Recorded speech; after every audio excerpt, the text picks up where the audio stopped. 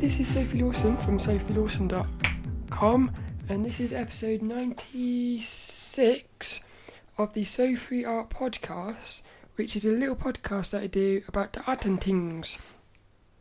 And this one, me and little co-host little Dennis, we're going to be talking about saying no. No. Naughty. But you can see little Dennis on the video at youtube.com/Sophie Lawson, and you can also find show notes and stuff at sophielawson.com. But so this week's episode it's probably gonna be really little, probably like 10 minutes or something. I think I'm just gonna say very little thing about saying no, and two directions to take it in. One is about saying no when, well, it goes into this week's Inspirational Quote by McCabe. It was all about saying no to things so that you can say yes to stuff later on. And the other one is about having the ability to say no to stuff when you, especially like if you're fighting an addiction or something, because there will be a point when you have to say you have to make a decision to say no. And I got like a little technique about that, which I'm going to talk about. And so I've still got a little bit of a cold. Hopefully it's not too distracting and stuff. And so what happened this week was, I've said, well, on the Wednesday, I said yes to doing a click look video, and for some reason, it messed up my routine, that one. I don't know why.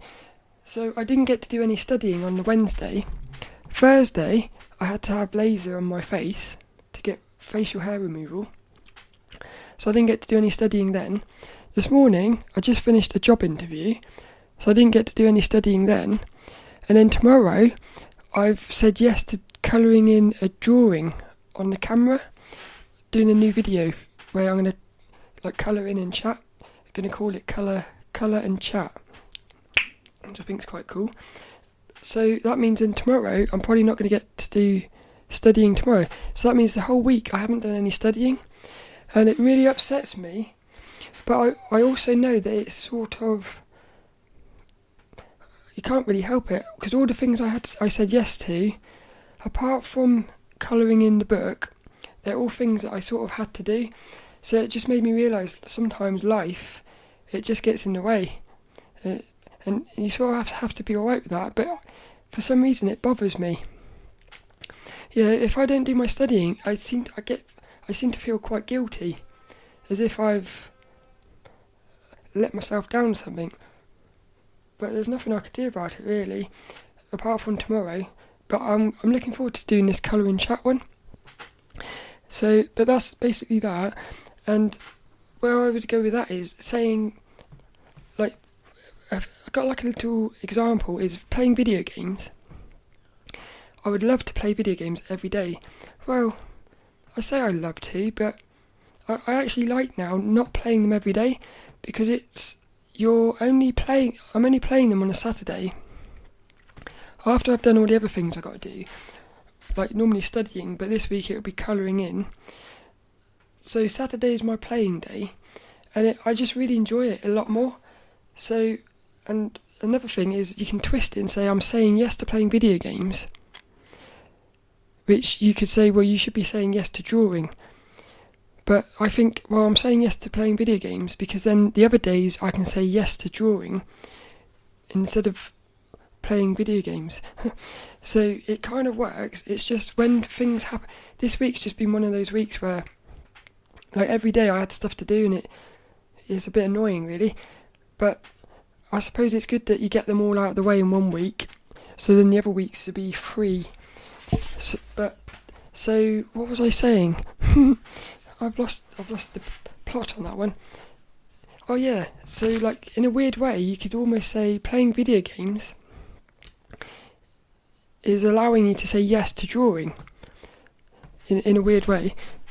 So that's basically all I would say with that. But what I did want to say was there's this little thing I've got which I've learned, and it's really cool. I call it like a barrier thing. So if you're addicted to something and you're trying to stop doing it, what you can do is, because it's probably going, if you're addicted to it, it's probably going to be really hard. You'll find yourself trying to do it. So I've got two little examples where what I did was I put barriers in, which, because what I've put down here, I've wrote, have to give yourself time to say no.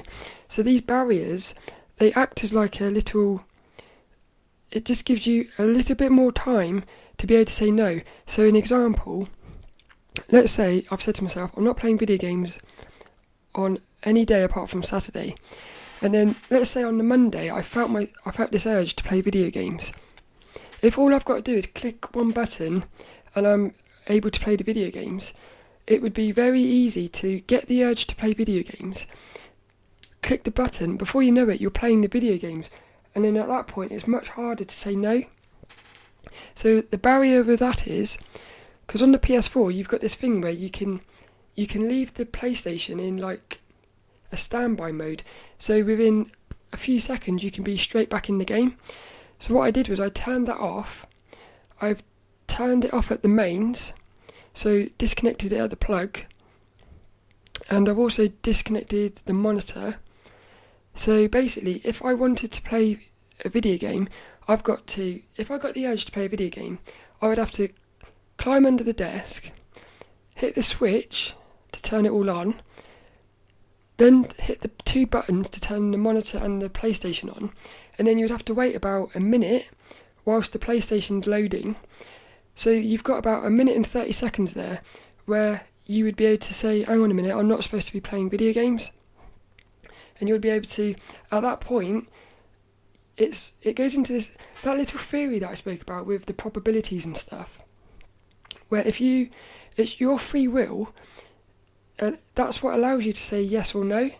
So if you're acting without thinking, before you won't have a chance really to say no. So, and then, like I said, once you're playing the games, you could say, I'll just play 5 minutes, and then just one more go, and before you know it, an hour is spent playing games. So that, like 1 minute between you getting the urge and waiting to play the game, you've got loads of time there where what'll happen is you'll have the awareness. Something will pop into your head and it'll say, you're supposed to be saying no to this, and then you've got to make a decision. You say yes or no. So then, if you do play the video games after that, you've made the decision. You've made the decision consciously to play the video games.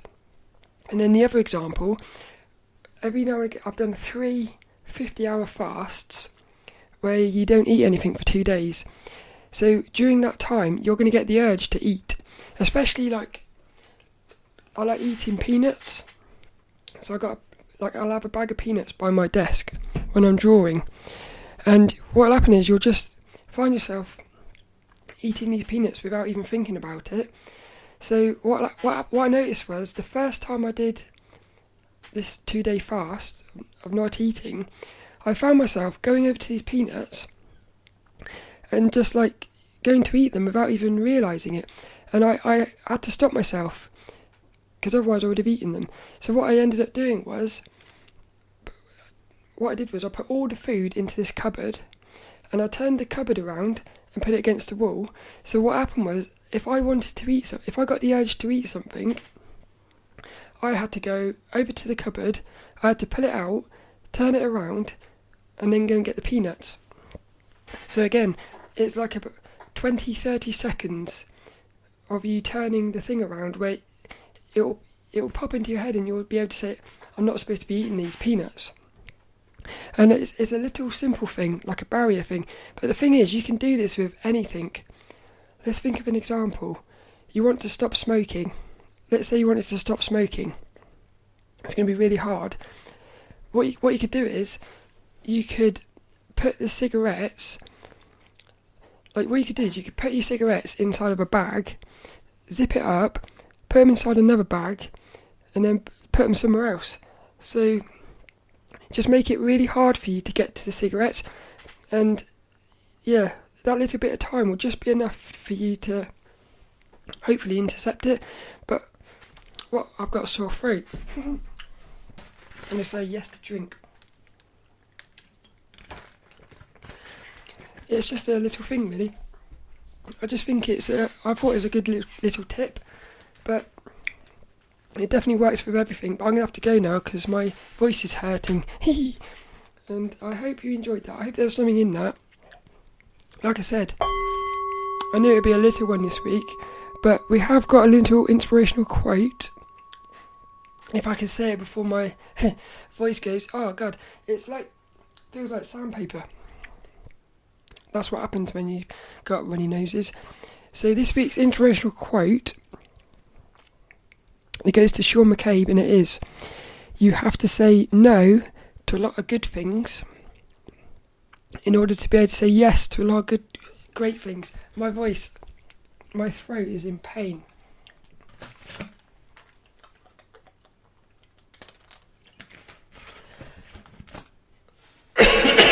All I've done this week is blow my nose. It's been horrible. I don't. It's a little bit disgusting, I suppose. But what is bogies? What is bogies? Where do they come from? And where does it come from? Where does it all come from? And when you haven't got a runny nose, where is it? Because it must still be up there somewhere. I'm going to have to research that. Maybe that will be the next week's topic. What are bogies? Next week's topic will be all about bogies.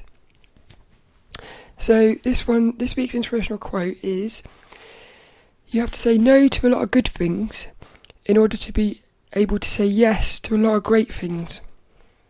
And that goes to Sean McCabe from SeanWest.com. But I like to put that into, you have to be able to say no. You have to say no to a lot of great.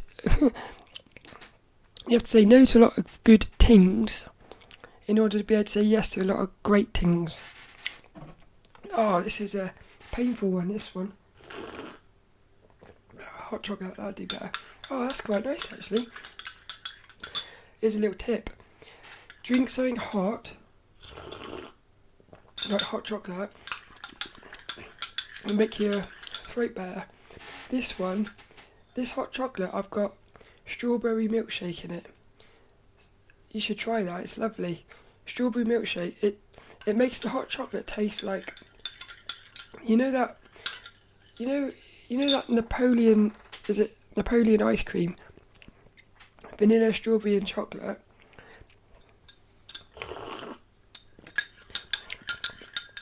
If you ever get that and swirl it up, I always used to do that as a kid with ice cream.